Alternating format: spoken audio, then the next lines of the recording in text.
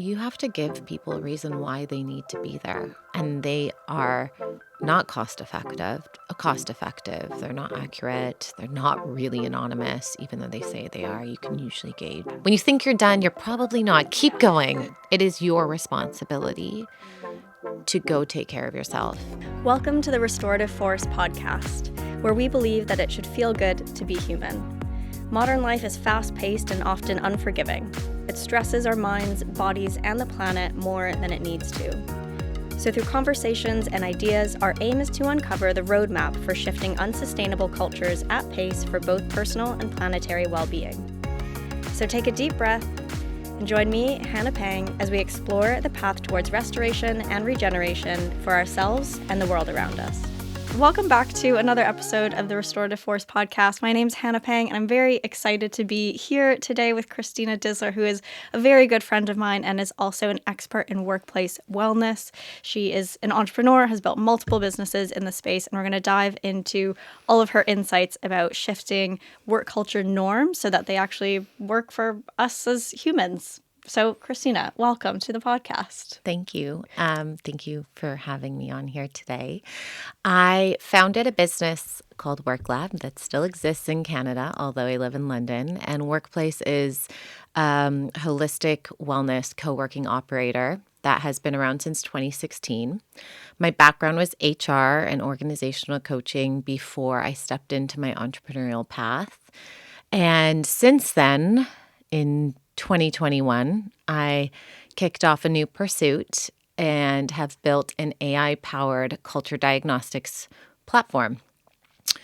I like to think of myself as a creator and someone who is passionate about conceptualizing, having vision, creating, and then hopefully passing off right at the right time. So I am incredibly passionate about systems overhaul and coming very much so from the lens of work and that interconnectedness between work and our well-being. Yeah, and I guess my first question to you is, what do you think prompted this journey for you? I feel like with work culture, the idea of a 9-to-5 job and, going to school, going to university, starting your career and just being in a corporate job is kind of the default. So At what point in time were you like, hey, work culture isn't working and it does need this systems overhaul? Great question. I have not such a romantic story behind it, but it's real. In my career doing HR for 6 years, I was an HR manager, coordinator, then manager. And ironically, during that time that I was in charge of the employee experience of a scale up, I experienced sexual harassment for 3 to 4 years of that, but in my early 20s. And I remember having this moment. I had been reporting it. I knew it felt uncomfortable and I knew something didn't feel right, but I was also young. I was told, you're a good-looking woman in business. Get used to it. Yikes. And then it got to a point where the police got involved. And I now have a no contact order through the government. So of course, that's not the reality for everyone that we have such an extreme case. But the learning and the message out of that was really clear that every day that I was walking into the office, into this environment, I wasn't connecting to my authentic self because I had to armor up. I didn't feel safe. And in doing that, I knew the business wasn't getting the best out of me, that I wasn't able to access my creativity or, feel like I could use my voice in a way that was probably most expressive or authentic. And like I said, not everyone has a case of sexual harassment, although very many people do. Unfortunately, yes. The default culture is around abandoning self. Like we become someone else when we walk through those front doors.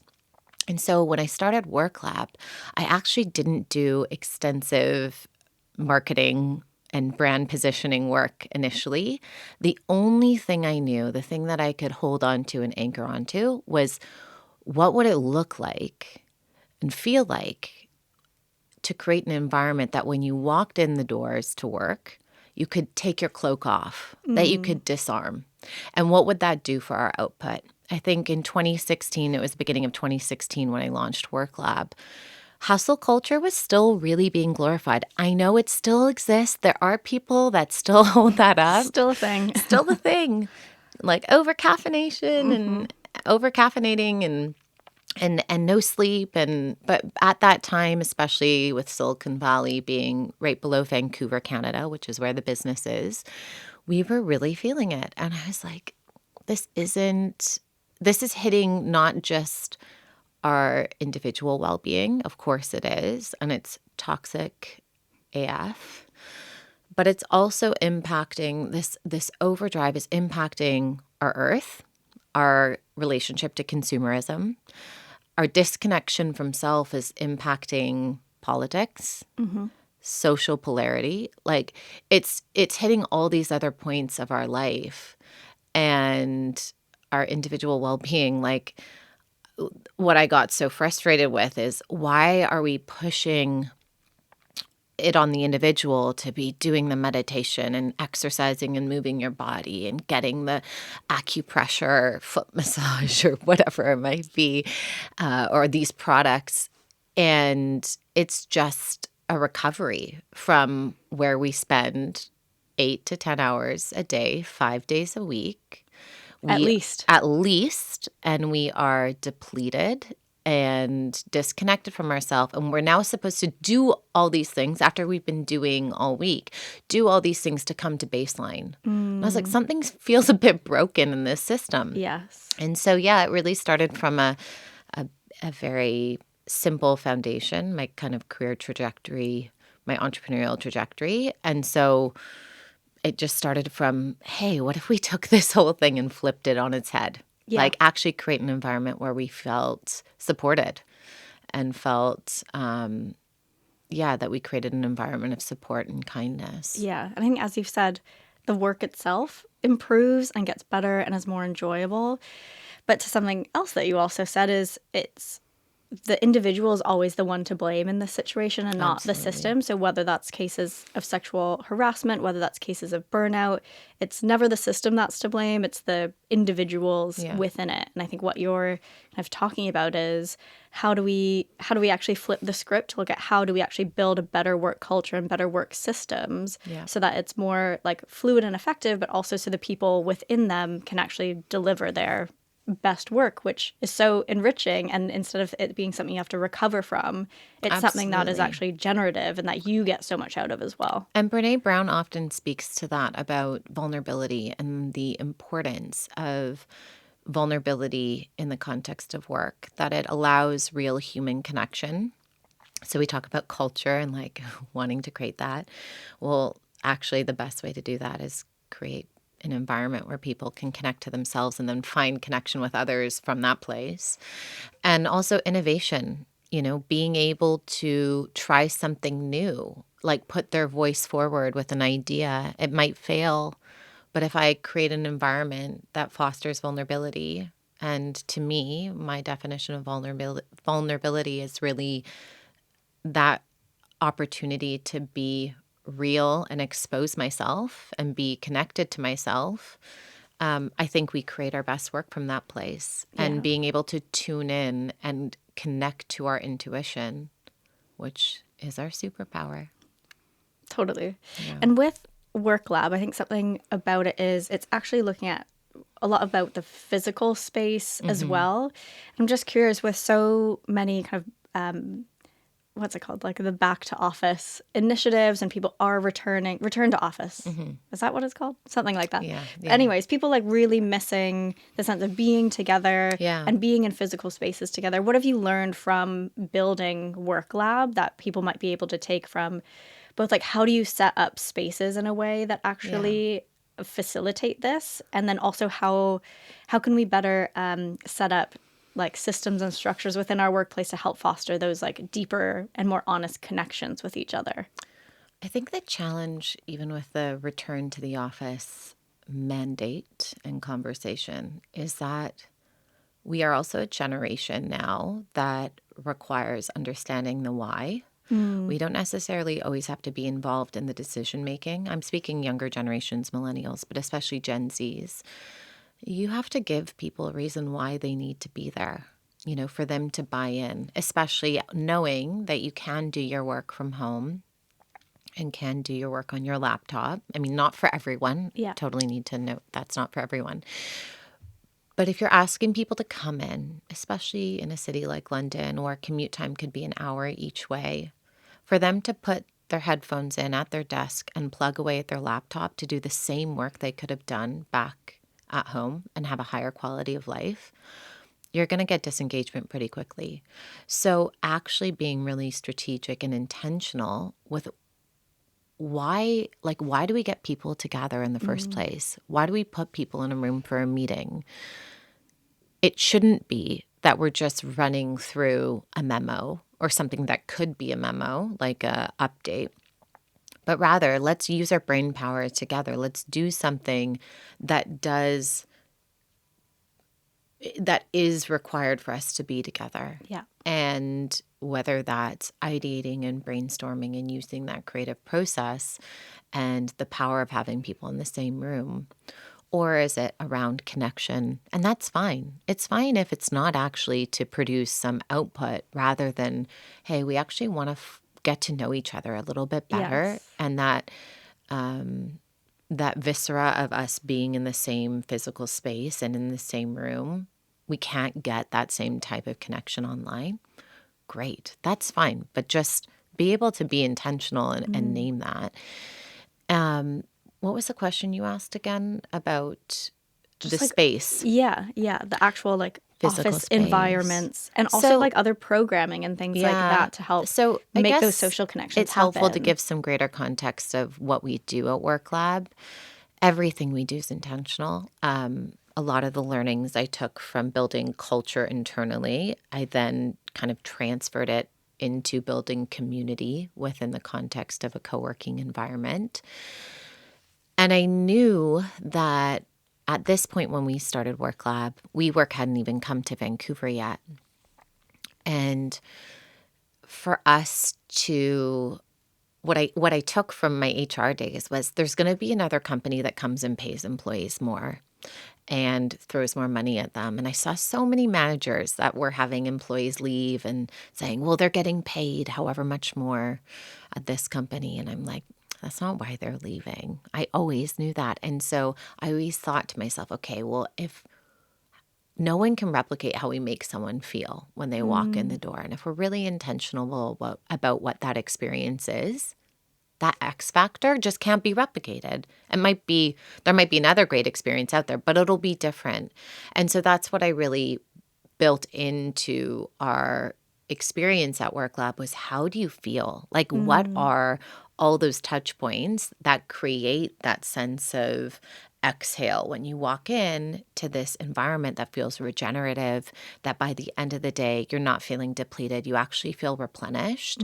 And so, of course, there's a lot of people, we're doing good work. People are working away at their laptops. That's absolutely, it's not like you come to work and we're just doing stretching class all day long, which, if that's what you want to do. I mean, I've had people go in and just read their novels, which I love. We need days like that.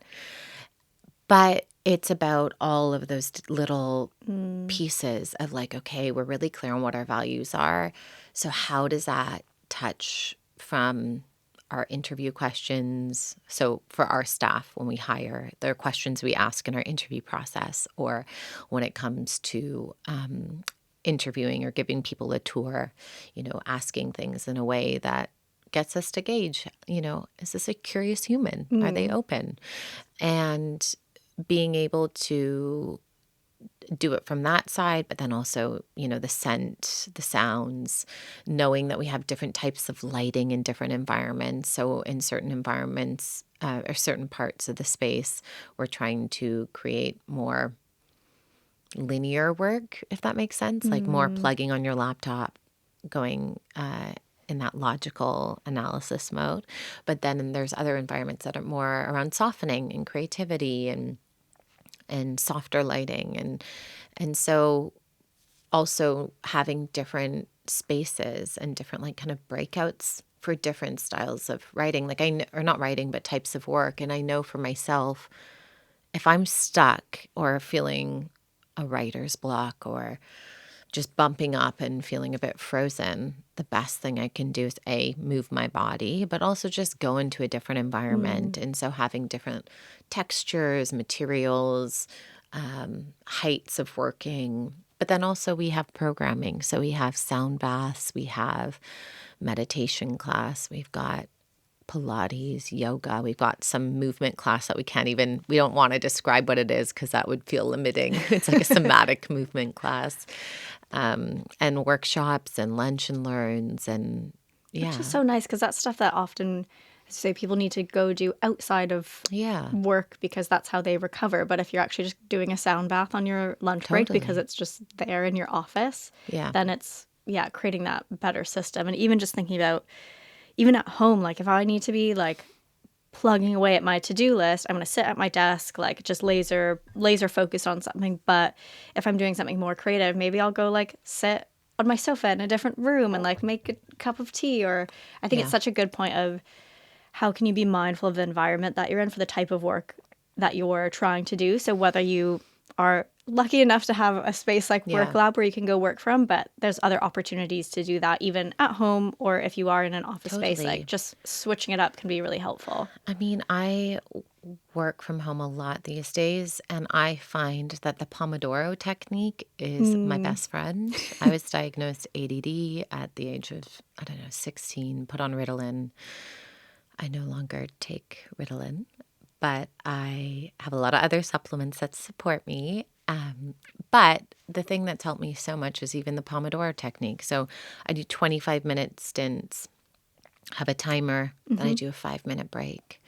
And I plow through work. Not that productivity is everything, but it's like these are little hacks that work for me, and knowing my system. But I had to learn about my own system in order to then seek the tools that best align or support.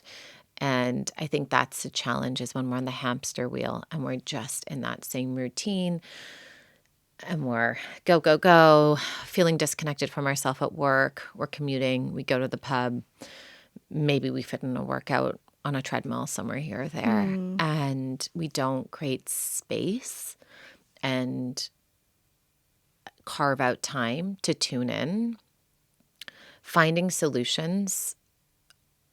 There might be some good ones you come across, but it's going to be a lot harder to find a match because we become so disconnected from ourselves. Totally. And we're just like, as you say, like in that default mode that everyone else around us is doing, rather than really spending and having the time and space to figure out what is the best solution for you. Because even if, someone else has a really strong like practice and rituals that support them, that might not be the same as what you need. But having that time and space to actually figure that out for yourself is really crucial. And I think it's also really important to remember that like everything goes in cycles and seasons. So even for myself, seasonally within a month, 28 days, or within the calendar year, or like, there's to have one static approach is actually, again, is probably disconnecting from yourself. Yeah. But again, say fitness being an example, because I definitely work out. I work out a decent amount, but I have to tune in before, like, okay, just planning all my workouts for the next 3 weeks. I want to give space for me to be like, do I really feel like doing this type of movement right now? Because absolutely, as a woman, like different times of your cycle, you are going to be craving different things. And sometimes all I want is to run on the treadmill.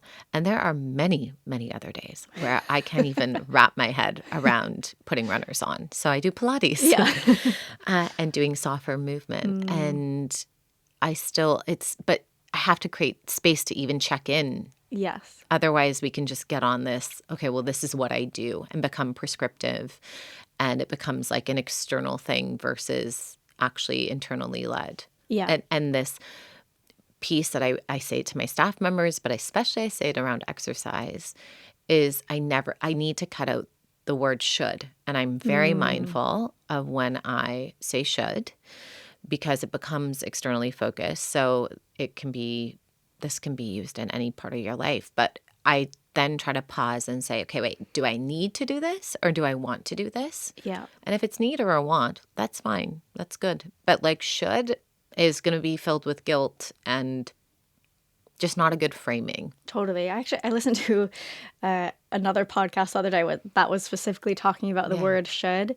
And their point was anytime that comes into your thinking, it's like should is a flag Yes. it's someone else's idea Yeah. and it's not your idea. Yeah. Because And it's disempowering. Yes. Like when people are talking about, I mean, don't even get me started on the concept of like talk of losing weight, but, oh, I shouldn't eat this.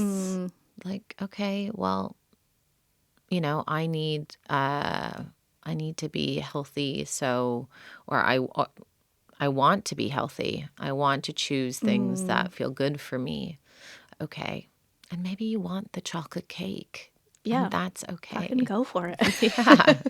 But we constantly are contracting with ourselves and it's just not setting us up for success. Yeah, totally. I would love to hear more about Aster. Yes. What it is, how does it work? Oh, so I see a real challenge in the wellness, I'm air quoting wellness world, as it relates to work. I see a big challenge because 2020 came around and we had that thing called the pandemic that rocked us. And there's been a lot more dialogue, which I'm grateful for, a lot more dialogue about well-being at work, a lot of buzzwords. But the challenge is it still floats off to the side, kind of like HR does. Like it's like this thing over here. We know we need to do it. We care about it. But what I see as the problem, and my MBA helped me on this one, is that we have a really hard time because human beings, it's a lot of qualitative data and it's not quantitative. So maybe quantitative might be sick days or, I mean, again, don't get me started on employee engagement surveys. But the challenge is it's floating over here. It's this thing that is off to the side. We know we need to do it. We want to slap a sticker on our company profile and say, we do wellness well here. We provide you with these types of things. We give you therapy, which by all means, it's great if a company gives you access to therapy. It's really needed. Therapy, benefits, whatnot. But companies are struggling to actually embed a culture or embed into their culture the value of well-being. It's hard to fit that in. And the biggest challenge is at the C-suite or at the highest level of an organization. How do you really quantify it? How do you measure it? And so I originally set out to build a completely different business or a completely different piece of technology and platform.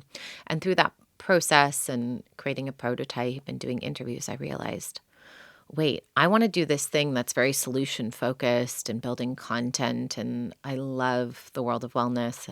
I'm a 200-hour meditation teacher certified. I love my meditation practice, but I see a real disconnect between actually showing companies why it matters. Why does the state of your employees matter? And I hate that the way that toxic culture has been, or how the systems are set up to deal with toxic culture is like, yeah, as an employee, you report it to HR. It's like, or do an employee survey, and they are not cost effective. They're not accurate. They're not really anonymous, even though they say they are. You can usually gauge. And they're reactive. They're usually, and you can't really make them mandatory. So you usually get like outliers, and you get a couple different demographics that'll be filling it out, but you miss a good chunk in there. It's not actually representative. Exactly. And so what I wanted to do is create a platform that actually made companies accountable by having total transparency into the state of their employees. And so in real time, being able to, with anonymized data, being able to have a snapshot of how people are from an organizational lens, or from also from a demographic lens. So with DEI initiatives, being able to see blind spots. But it's really about creating accountability to the employer. So being an advocate for the employee, because we all know how it works with having things reported up to HR. You'll get a story and a narrative. That's how politics work, culture politics work. So it's like, oh, well, yeah, of course, Christina's saying that, she's complaining. She's just a new mom and she's got minimal sleep and she's hardly holding it together. And then all of a sudden we've disregarded or given some narrative or story, and we're actually not capturing data. So what we aim to do is take qualitative data and turn it into quantitative. Nice. Yeah. I guess it means then you can actually create initiatives that lead to real change. Yeah. So, I mean, employee engagement surveys and employee well-being, it's kind of become a checkbox exercise where you can say, okay, yeah, we do this thing, and yeah, we'll pay for your meditation app, but you're not really dealing with the problem of the reason why I'm so stressed and need a meditation app because of how unwell I feel at work and all these stressors that I'm feeling in the workplace itself that are making me unwell. So you're actually now targeting and can see what those things really are. Absolutely. And knowing that, we do really feel like a partner to both, like an advocate for employees and a partner to companies. Yeah. But it takes courage as a company culture to actually face yourself. And a lot of companies and a lot of founders or a lot of executives will say, you know what, we think we want to know, but we actually don't. And that's the unfortunate thing. But I think we're now moving into a day and age in which you can't ignore it, because we have transparency in all other parts of our life, or a willingness, or not a willingness, but the ability to express ourselves, and look at Glassdoor and all these other platforms that are going to create the transparency will be created for you. Yeah, totally. And I guess with that, a lot of this work people or companies would take on because, it makes people more productive and get more stuff done. And, it allows people to do more work when they do feel well. And therefore, the company can make more money and be more profitable. But that doesn't sound like the intention of your company, is just to help companies make more money. So by, making it so you can squeeze more out of individuals. I would love if you can speak to, what it was the original intention behind Aster. What's that work culture change that you really want to see within organizations? Yeah, we say it's not human resources, but human beings. Even that very word or term that we've used forever, human resources, we're still, again, disconnecting. We've never thought about okay, we're human dollar signs. Yeah, it's a resource to extract value from. Exactly. And I think as the rise of technology, digitization, artificial intelligence, now more than ever, we need to honor our humans in business, because that's where we're going to have to lean. As AI can do things, like the other day I uploaded a medical report from some lab work into ChatGPT. I took a screenshot and put it up, and it's like, in simple English, with someone without a medical background, can you explain to me what's going on here? Wow. Incredible. And it totally did it. And so I'm like, okay, so where do we then need, let's stop fearing artificial intelligence. There's definitely a conversation to be had around that. I'm probably not the most qualified to talk about artificial intelligence to that degree. But I would say now more than ever, we need to know we're not going to compete with robots. Let's focus on what are the innate human qualities that we do have that are not replicatable, that who knows how long it'll take for that. But but let's focus on we need to focus on the human side, our intrinsic human qualities. And I think that's really like what I set out to do with Aster initially was really, again, about being like, hey, I'm going to shout from the rooftops and scream at you executives that like humans do matter, because at the end of the day, your organization is an organism it's made up by humans, and the humans that join impact what that organism is, and the humans that leave impact what that organism is. And so Aster is the root word of star. And I think of constellations as companies. And yet we just haven't really figured it out. Like, we just haven't figured out that human piece. And I remember thinking, my father was an entrepreneur, my partner is an entrepreneur, and, even friends that are founders.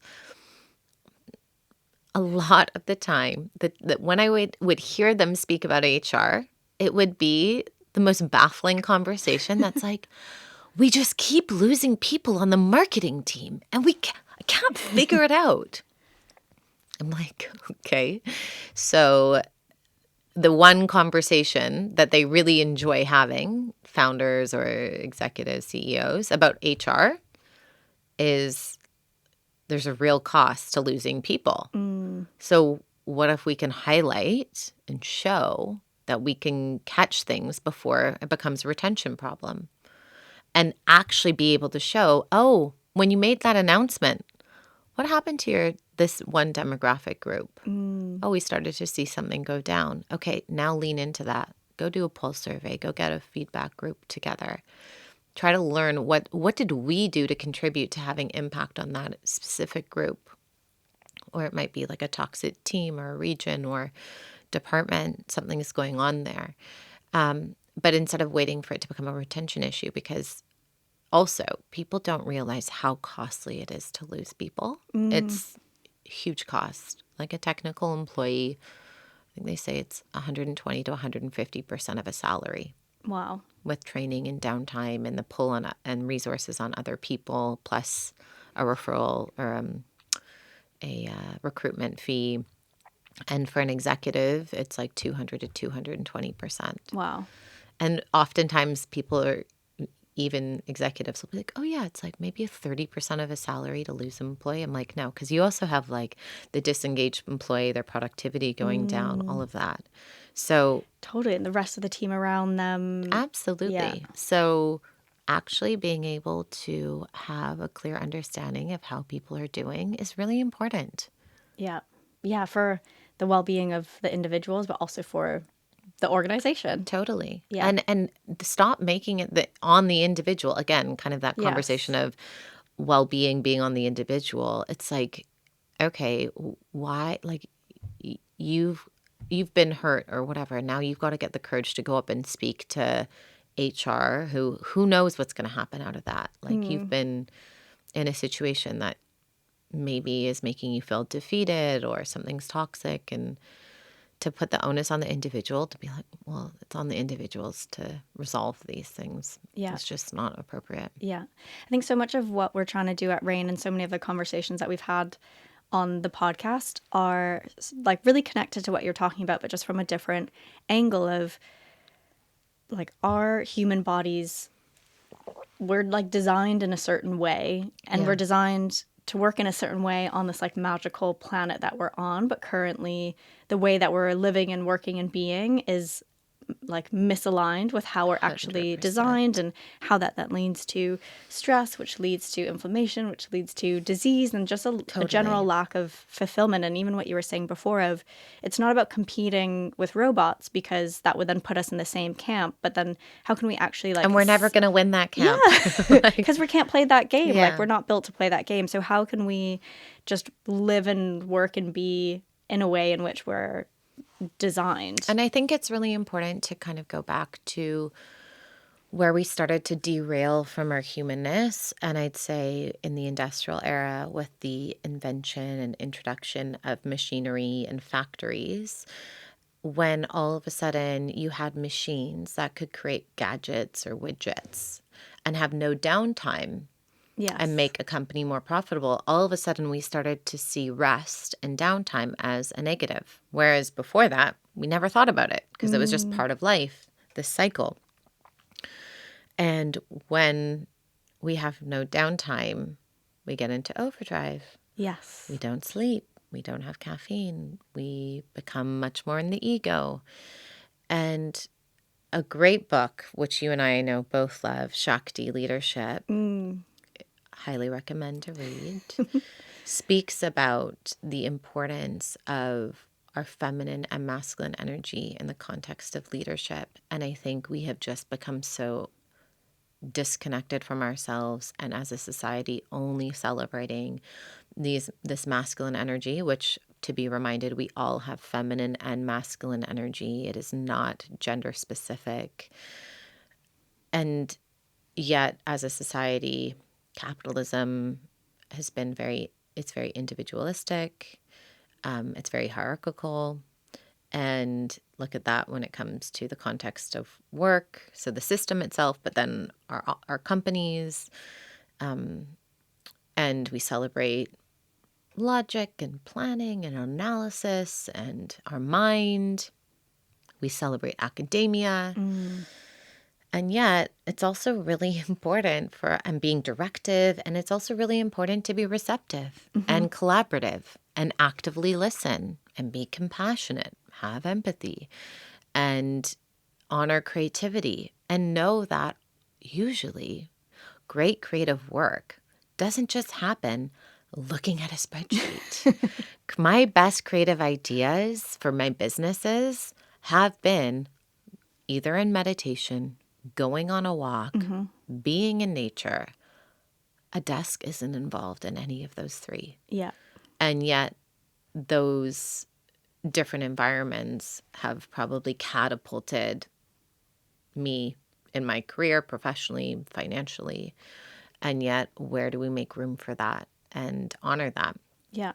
I mean, we don't. We don't. No. And this is what needs to change. So I think the more that you're bringing it into your organizations and your workplace as an employee, however much you can, is so important, because your work will be better and you're going to enjoy work more as an individual as well, rather than feeling just like chained to your laptop all day, every day. And then that's just not fun. No. Yeah. And being a human should be fun, and it should feel good, because it Yeah. is such a beautiful gift. And sometimes I think we get, I recognize I've got a lot of privilege, especially even just as a founder, being able to choose where I work. And not everyone has that same opportunity. But we always have choice. Even when we have to do things we don't want to do, we can find moments and opportunity of choice. We can choose how we respond to things. We can choose, okay, say we're going for a bathroom break, but we actually sneak outside and we just have some fresh air. We can choose that in a meeting, I put my feet out of my shoes and I put them on the ground to root down. These are little things that can help me just connect to myself. So we can't necessarily always choose, and it's going to drive you nuts if you focus on all the things you can't choose and you feel controlled and powerless and this kind of external focus.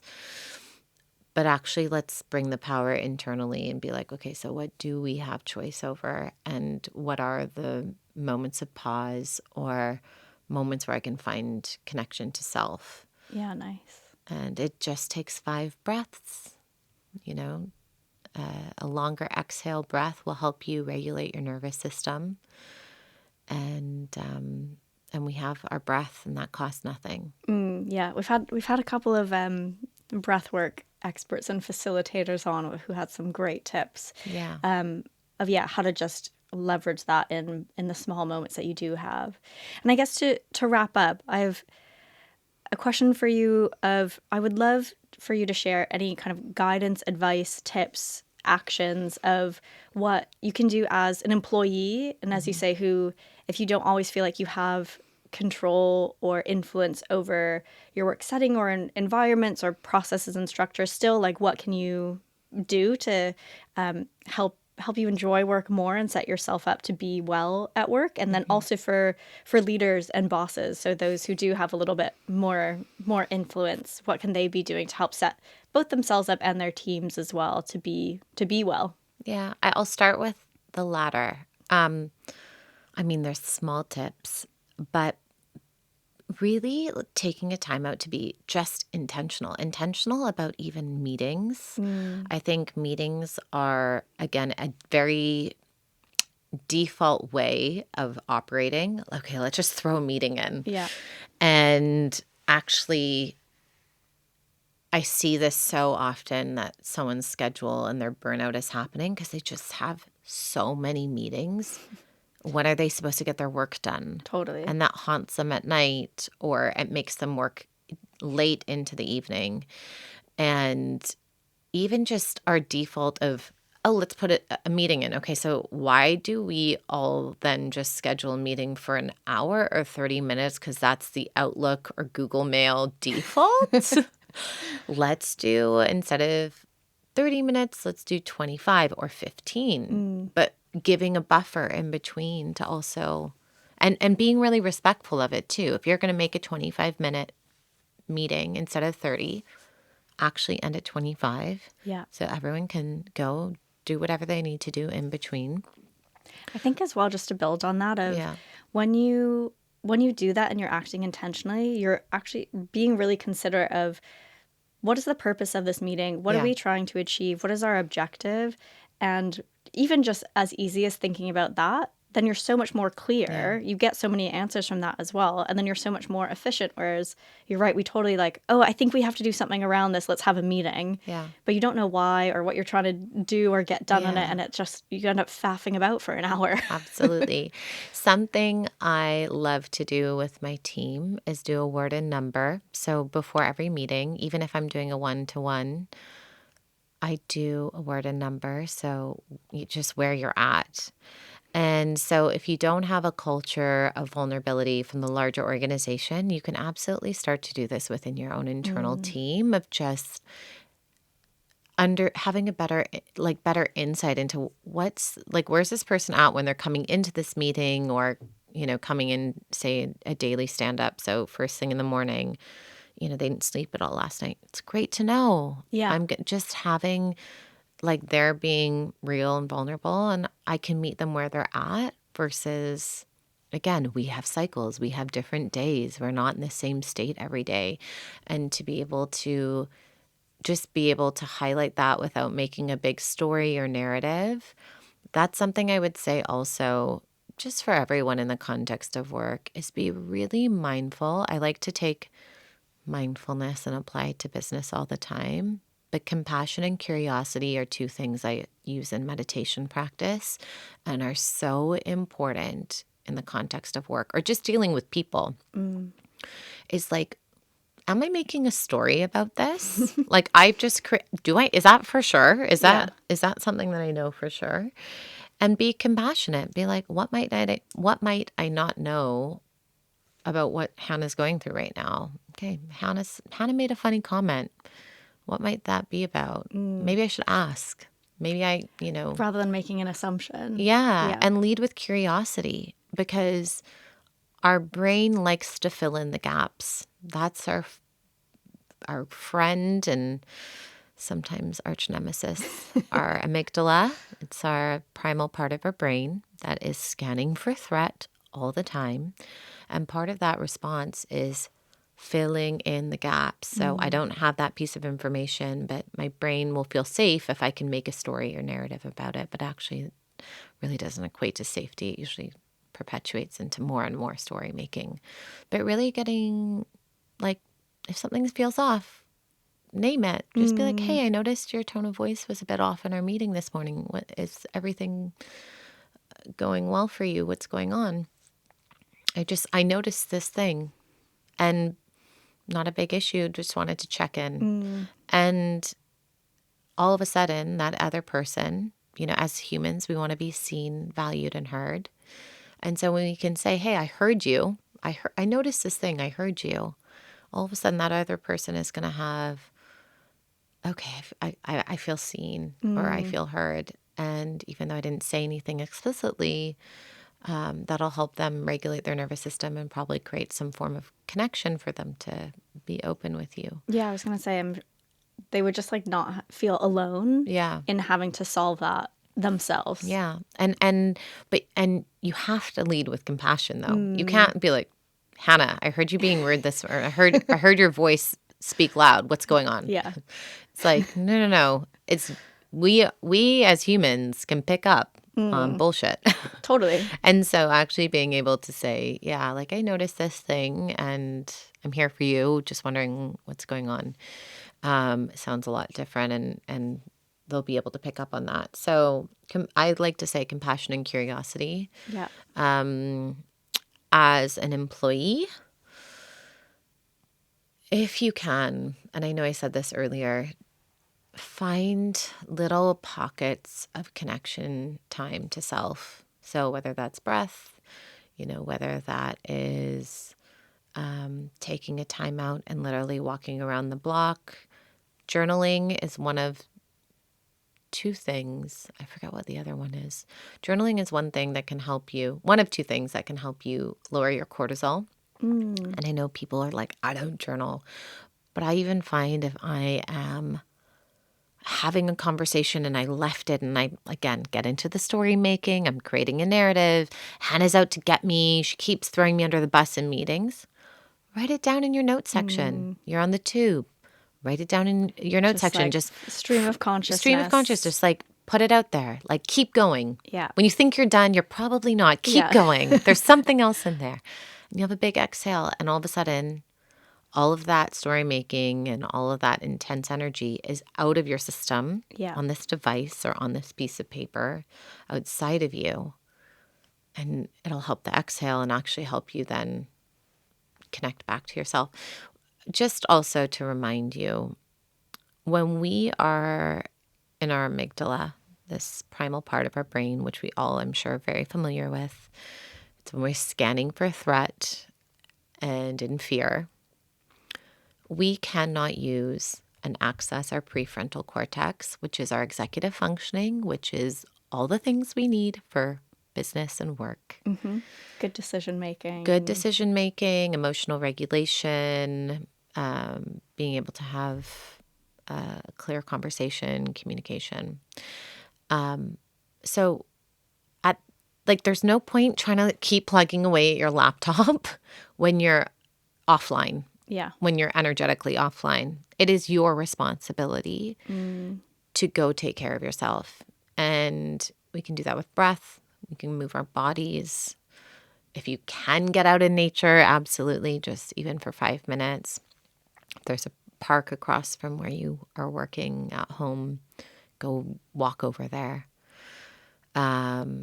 Chanting is a great one, but I don't know if people are into it. But humming, vooing is Dr. Peter Levine, who is a somatic therapist, recommends doing the voo. I'm like butchering it, but it helps us with our vagus nerve. Yeah, it's like the vibration from it. Yeah, so humming is an option as well. Maybe singing, put a song on and just sing if you're at home alone. Or dance, move your body, get things moving. But you're just not going to write an email out of your amygdala. Yeah. Like that email, that fiery email where you're getting payback with your words. Not going to help it's just not going to help the cortisol and adrenaline running through your system. Yeah. Not going to be productive. You need a release. You need to you're not going to discharge benefit it out from of your system. Yeah.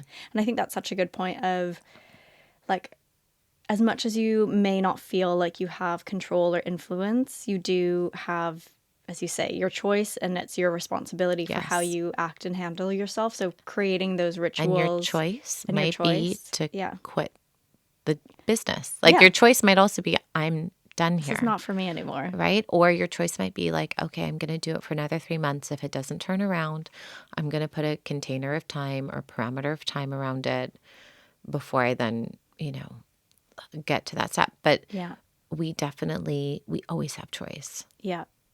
Beautiful. Thank you so much for coming on and chatting with me Thank about you, Hannah. being well in the workplace and shifting our work culture to actually Such an be honor. conducive to wellness. Thank you so much. Thanks, Christina. If people want to learn more about you and learn more about how to be well at work, where can they find you? They can find me on Instagram at @CDisler or my business at Werklab, or you can go on LinkedIn. I've been a bit of a hermit the last few years, but I'm coming out. Excellent. This is the phase of coming back online. So yes. And also I'm very happy if you go onto my website, christinadisler.com or astertheplatform.com. You can get my email, and I'm happy to answer questions or have a chat one-to-one. Awesome. Thank you so much. Thanks, Hannah. Thanks for listening to the Restorative Force podcast. Make sure to subscribe wherever you get your podcasts so you never miss an episode. And if you enjoyed this episode, please leave us a rating and review and share it with a friend. You can follow us at Wellbeing on Instagram and at TikTok. Thanks so much, and see you next time.